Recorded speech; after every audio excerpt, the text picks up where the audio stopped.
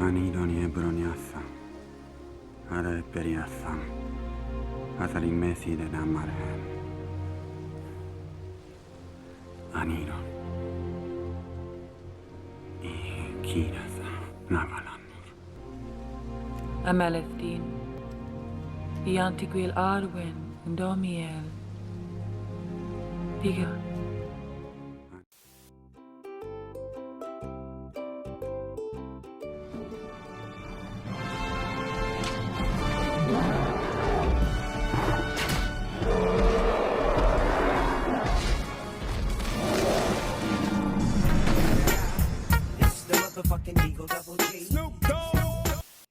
Suradnur, that is hello guys in elf language. I hope you are all ready to witness some crazy chess, as today I am going to be showing you a crazy counter gambit that you can play against the elephant gambit.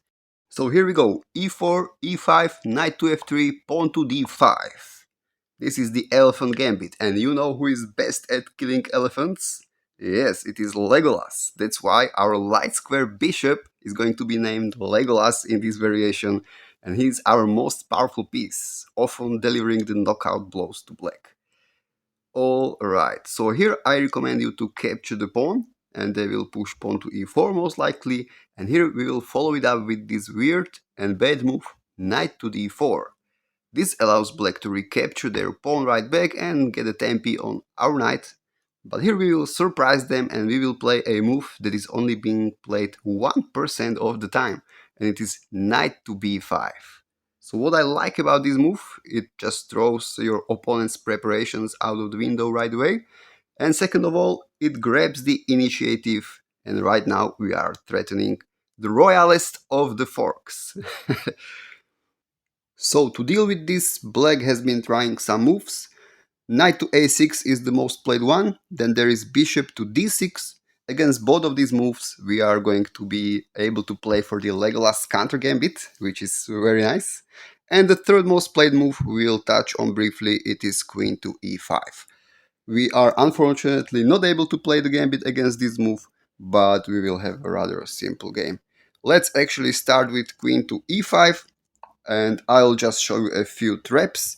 And if you are interested in some other variations, I will be making a deeper study about all of kinds of variations. So here we will play queen to e2, and with this move we are preparing pawn to d4. What are most guys doing here is playing the correct move, pawn to a6, trying to harass our knight away, but we still hit them with pawn to d4. I love this synergy of the knight on b5, not only putting pressure here, but also making d4 a possible move. Of course, they cannot capture with en passant rule because that would hang their queen. So instead, what most guys do, 50% of the time, hang their queen this way. And they capture the knight thinking it is a free piece. And those are actually some pretty high rated people playing rapid, not even bullet. But just simply queen captures on e4 is a check. They have to block this, and Legolas is going to be picking up some queens here. So this is nice if you can get this early queen blunder in the opening. Actually, the only correct move here is to play queen to e7, as of course the queen needs to be covering the c7 pawn. But here we are guaranteed to be winning at least a pawn. We can bring our knight back. Now we are hitting this, and they will be trying to hold on to the pawn, so most guys will go knight to f6.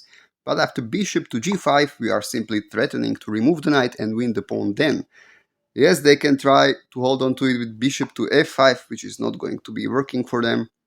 Check out the study for more information about this variation. But I would like to share this funny line here. If they blunder pawn to h6, trying to harass the bishop. So you go knight to d5, hitting the queen. The queen is likely to go to d6. Now you can capture the knight. It is a check. They are forced to recapture with the pawn. Now you can capture on e4 with a check. They cannot block it with the light square bishop because that hang this. So they would want to block it with the dark square bishop probably. Now you hit the queen again, and they have the queen to b4 check. You block it with the knight, and probably they will be capturing on b2 because it forks the knight and the rook. And this falls for our trap because after king to d2, they cannot capture the rook thanks to our Legolas bishop to b5 check, and we are going to be winning the queen with the rook on the next turn. Alright, let's go back. Enough of this boring variation of queen to e5. Now let's have fun analyzing the real stuff. So let's start with the bishop to d6 variation. Here we will again continue with pawn to d4. Most guys are going to accept the pawn with the en passant, but let me just briefly explain. If they don't capture the pawn, then they are most likely to go knight to f6, and these variations are not going to be very good for them. We will be able to develop our pieces with the tempo on the queen, and actually they need to be careful where they place the queen. For example, queen to c6, there is a cheap trick you can try. Knight captures on a7, and if they grab the knight, then voila, bishop to b5 wins the queen again. So better for them would be to play queen to f5, but again you can now capture this dark square bishop, damage their pawn structure a little bit, and knight to b5 once again hitting the pawn. Most guys are trying to hold on to the pawn, but it is not possible because after bishop to f4 there is no way for them to save the pawn. And if they just get castled, you can grab the pawn. Just be mindful of the fact that you cannot trap their rook like this, because they have this check and you will be actually losing the knight. So just go ahead and grab the pawn, and this is a very nice position for white. Okay, let's go back. Most guys are going to capture with the en passant, and here we are going to recapture using the Legolas. So with this move we are effectively hanging the g pawn, which is what we want them to capture. That's where our tricks come into play. Most guys are probably going to capture this, but if they still insist on playing knight to f6, this is what you can do. You get castled, they are probably also get castled, and now you bring your knight to c3 to hit the queen. And pretty much anywhere they go, you just capture this bishop. Let's say they recapture with the queen, and you go queen to f3. The purpose of the queen is to put pressure here, but also to be able to play bishop to f4. So like here, for example, knight to c6 is the most played reply. You go bishop to f4. If they go queen to b4, which is the most played move here, you can either win a pawn again, or you can set up this trap. You go pawn to a3 to hit the queen, and if they capture the pawn, they have fallen for the trap. And you can pretty much trap the queen like this. Yes, they can capture this free knight. But I think I don't have to explain how to win this. It is Legolas capturing the pawn on h7 with a check, winning us the queen on the next turn.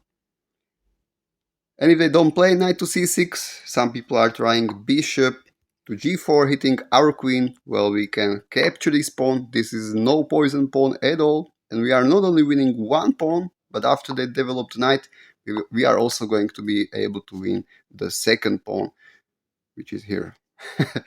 Alright, let's go back. Now let's have a look at what happens if they actually go ahead and play the best move and accept the gambit. So right now our rook is under attack, but we are the first to strike, and we have queen to e2 check. Now one of two things is going to happen. Either they blunder the game right away, with bishop covering the check, or they play the correct move, knight to e7 covering the check. So if they block it with the light square bishop, the problem for them is we have our Legolas making it to e4 square, not only hitting the queen and covering the rook, but also we are going to be winning their rook, and there is no way they can stop this. The queen has only 2 squares to go to, and it doesn't matter which one, we are just going to be winning the rook. And if they go here, we can first trade the queens and then grab the rook in a couple of moves. Actually, the engine also likes to throw in this knight capture on d6. Anyways, this is pretty much self-explanatory winning position, and bishop to e6 is the most played move here in the 6 games that already occurred here. Now let's have a look what happens if they play correctly knight to e7, because the engine thinks that this is just slightly better for white. Well, I'm going to show you just how much more better for white this position is. So, okay, we are still going to play bishop to e4 to cover the rook and, to put the Legolas on the strongest of diagonals. And if they play queen to g4, then once again they lost them the game because we switch the queens and, of course, we will be winning the rook here. So they would have to play queen to h3. Now we can continue with bishop to g5. With this move, we are having some threats, and they might just, fail to play this correctly. Like, for example, if they just play pawn to h6, this is what we do. We capture the dark square bishop with the check, and then we capture this knight. And they cannot capture back because we play bishop to f5, discard check, winning the queen again. So many discard checks winning the queen with Legolas. So they cannot play like h6. What they might think is the correct thing to do is to just play knight to c6 and add another defender to the knight. But this is not going to work for them. Actually, this is even worse because we can capture this, and if they capture back, this is forced checkmate. We capture this with a check, and if they capture back, that's a checkmate immediately. So they would actually have to go over and get checkmated like this. Okay, so they cannot do that. The best thing for them to do here is push pawn to f6 to just simply block this dark square bishop of ours. Well, this is just going to get even crazier because we don't have to move the bishop. We can play knight to c3 and it is the best move for them to capture this. And now we go knight to d5. What in the Middle Earth is going on in this position? Well, the thing is, our knights are doing great job hitting the c7. But not only that, also our knight is hitting this knight, which is piled up where our queen is. So this is very dangerous and very tricky for them to handle. So let's just see how could they probably fail this. Knight to a6 trying to cover the c7 pawn is failing thanks to knight captures the bishop, and after they recapture we have bishop to g6 check. And they cannot capture the bishop because of course this would be checkmate, so they have to move the king, and this would result in some kind of funny king hunt, which could probably go like this. So that's not playable for them. Let's say they would try to capture this knight. This is not also very good for them because we capture this and then bishop to f5 wins the queen again. And what else is there? I'm not sure. There are some moves that survives for black. For example, king to d8 survives. I don't see anybody playing this move. Then there is queen to d7. So like queen is trying to group hug everybody and protect them. This survives for them. But here we play this ridiculous bishop to f5. I mean, look at these pieces just going for them so furiously. What do they do here? They actually cannot capture the bishop. If they capture it, this is forced checkmate in knight moves. Once again, we capture this bishop. They cannot capture the knight because that would hang this checkmate. They have to move the king here. And they have to dance around the horses with their king, and yeah, it's a forced checkmate. So what a crazy move, bishop to f5. But lucky for them, also what seems to be working nicely is just getting castled. So if they just get castled, well, once again we first capture this and then we win our piece back and we end up in this position, which the engine says is equal, but it's totally not equal. Look at this. So we grab this bishop, and if they capture back, voila, we fork their rooks with the Legolas and we are winning again. Lucky for them, they have queen captures the knight. Probably a hard move to see for them, as the queen has to travel all this distance. But even if they find this, we get long castled. And what do they do here? So many moves just loses for them immediately. I don't know. Let's see. How about they try to put the rook behind the pawn and, try to push it or something? This doesn't work because of queen to h5 and we have a deadly attack going on. They have to push the pawn to stop the checkmate, but we capture this and we just simply push the h pawn. We break up the king side and we just crush them from here. What else could they be trying? For example, they play rook to e8, try to pin our bishop. This loses again because of bishop captures on b7. The best thing for them is to grab the queen, we grab theirs, and the issue for them, the issue is they are not able to save everything. We are threatening to come back and pick up the rook, but meanwhile the knight cannot develop. I mean, why wouldn't it develop to this square? Well, let's have a look. Bonk. So what if they try to bring the rook to help with the development? Well, in this case, we just capture this pawn, and not only we are having some back rank mate threats, but also still this poor knight just cannot develop anywhere. It just cannot develop. They cannot do anything. Oh, poor black. Alright, how about they try to first develop the knight and they go knight to c6? Well, again, we have a super crushing attack after queen to h5. Once again, they have to play pawn to g6, but we capture this and now we are threatening a checkmate, so they need to cover it somehow. Well, the only piece able to cover h7 is the queen, but only queen to c7 works. If they play queen to d7, we just can capture this pawn and try to deflect the queen. So they would have to go to c7, and now we can even sacrifice the Legolas in order to win the queen like this. Okay guys, I think this was enough of the traps, even if they play correctly in the variation of bishop to d6.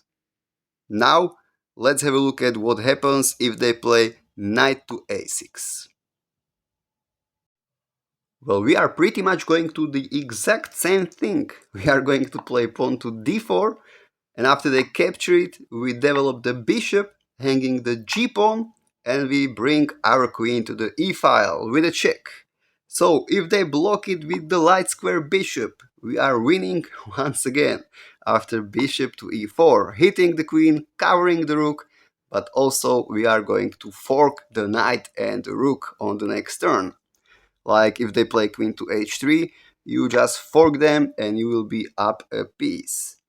But if they play queen to g4, you are going to have to learn this line, because there is a line which would survive for them, kind of, but they will emerge in a losing endgame anyways.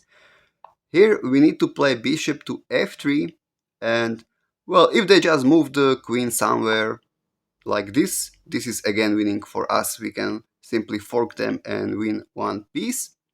But they have this move, queen to c4.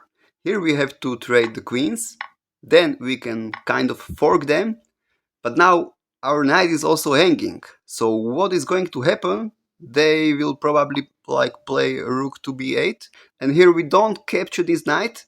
We have to play this check. Now the king has two squares. They are equally bad, but I just think most guys are going to be playing king to d8 because they don't want to block this bishop. And in this position, we are going to bring our knight to c3. The only correct thing they can do here is to go for a counterplay using their knight, so they are aiming for this fork, but they are too slow to do this. We have rather forceful way of dealing with this matter. We play bishop to g5 check, even if they block it with the pawn, which is, I believe, more natural than with the bishop or anything else. We get to play long castle with a check. And now the only way to survive for them is to play knight to d3. I mean, who is going to be playing this? I'm not sure. If they play knight to d3, it would lead to a whole bunch of trading of the pieces, and we would emerge like a pawn or two up, and that would be enough for us to have a winning edge in this game. But again, only if they play knight to d3. What a stupid looking move. What they probably are going to do is hang checkmate in 1 like this, or hang checkmate in 3 like this. This is actually f-mate. And also blocking this check with the dark square bishop doesn't work well for them. Okay, let's not get in too much of the details here because we are running out of the time. Let's see what happens if they play correctly and they block this check with the dark square bishop.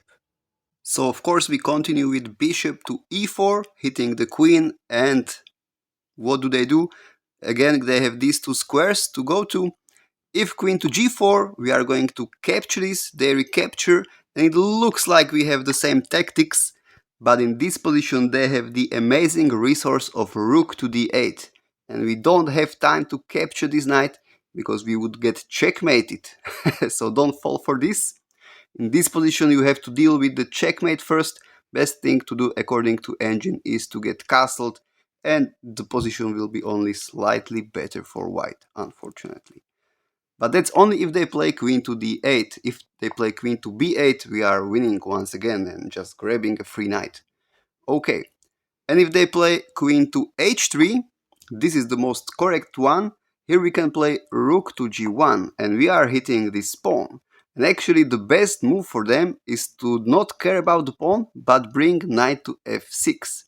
Which I'm not sure is going to be the most played move in 50 years from now, when there are like 4 games in the database in this position. I would say people would be trying pawn to g6. So that's why I'll show you this. If they play pawn to g6, we are once again better and have a tricky position going on. We will bring our knight to c3. The best move here for them is to bring the knight to f6. And now after rook to g3, they have to decide what to do with the queen. For example, if they capture this, they can, but they will have to survive some tricks. First of all, we bring bishop to f3. We don't want to give them our Legolas, we want to keep it. And now let's say they will get castled. We play bishop to f4, and we are sneaky. We are threatening to sacrifice our rook here, winning the queen. Oops. And by the time they deal with this, so let's say they move the king over, we will get long castled, and we will have all these things going on. I mean, who is going to be surviving this? Ain't nobody. And if they don't capture the pawn, then they would most likely go like queen to e6.